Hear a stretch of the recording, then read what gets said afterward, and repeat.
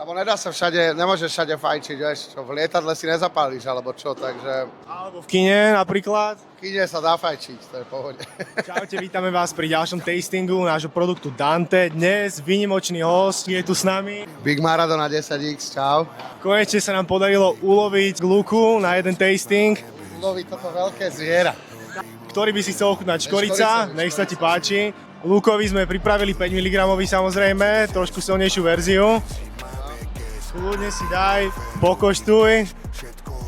Dobre, je tam cítiť tá škorica. Dobre. Cítiť? Keď to budem cumlať takto, tak má to aj hitne akože nikotínová, hej? Áno, tu sú vlastne napustené nikotínu, 5 mg, ako sme povedali. Trvá to pár minútiek, nech sa to pekne vyplaví. Ty ako Balkánec by si mal oceniť tento inovatívny nápad, špáradel s nikotínom samozrejme.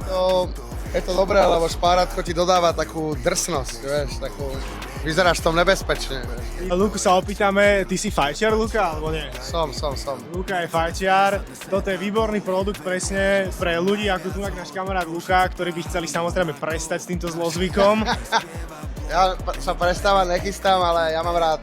Ja fajčím aj cigarety, fajčím aj ajkosky, aj žuvace tabaky žujem, takže každý produkt takýto nikotínový ocením. Takže toto bola vlastne posledná vec, ktorá ti chýbala. Lebo nedá sa všade, nemôžeš všade fajčiť, vieš, v lietadle si nezapálíš, alebo čo, takže V kine napríklad. v kine sa dá fajčiť, to je v pohode. Keby si mal ohodnotiť, Nie no, akože chutí to dobre, neviem, jak to hituje, že zatiaľ mi to akože nie toto, ale určite to je dobrý nápad. Keď chcete prestať fajčiť, tak odporúčam 10 z 10. 10 z 10 od Maradona 10X. Ďakujeme ti za tasting, Luka. To si nehaj a nech sa páči aj Vanilla Mentol, keby ti zašmakovala.